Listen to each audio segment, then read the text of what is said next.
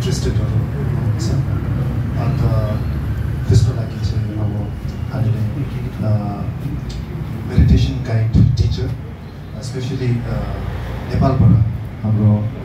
Arun Paudel sir invite गरेको छु अन्त उहाँ चाहिँ सो मेडिटेसन एकदमै इम्पोर्टेन्ट छ यो चाहिँ मैले अब यो स्पिरिचुअल र बुद्धिस्ट प्र्याक्टिसको बारेमा भनेको होइन जस्ट इन जेनरल यो नर्मल लाइफमा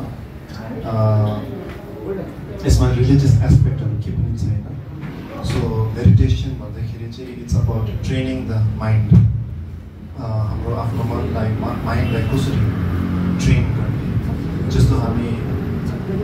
राम्रो बडी फिजिकल बडी हुनुको लागि एक्सर्साइज गर्छौँ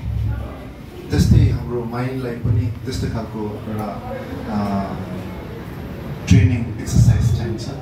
सो त्यसको लागि चाहिँ हामीले अरुण सरलाई स्पेसली नेपालबाट इन्भाइट गरेको छु सो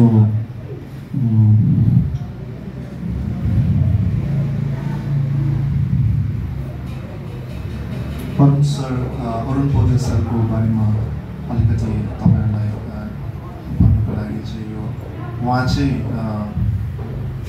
मिङ्ग्यू रिम्पोछेको हाम्रो मिङ्ग्यू रिम्पोछेको एउटा प्रोग्राम छ एनी टाइम एनिवेयर मेडिटेसन भन्ने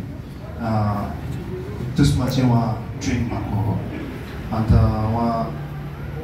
from the very young as उहाँ एकदम सानो उमेर हुँदाखेरि नै मेडिटेसन प्र्याक्टिस गर्नुहुन्छ अन्त 2017 अरुणजी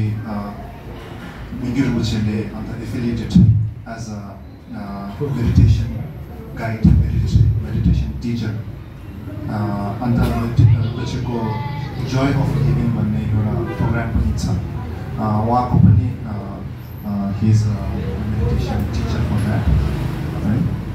अन्त अरुणजी हाम्रो नेपालमा लुम्बिनी बुद्धिस्ट युनिभर्सिटीको प्रोफेसर पनि हुनुहुन्छ सो अलिकति हाम्रो अरुणजी हाम्रो मेडिटेसन टिचरको उहाँको इन्ट्रोडक्सन चाहिँ त्यस्तो हो अन्त अर्को सानो इन्फर्मेसन के दिन चाहन्छु भन्दाखेरि यो टाइमिङ छ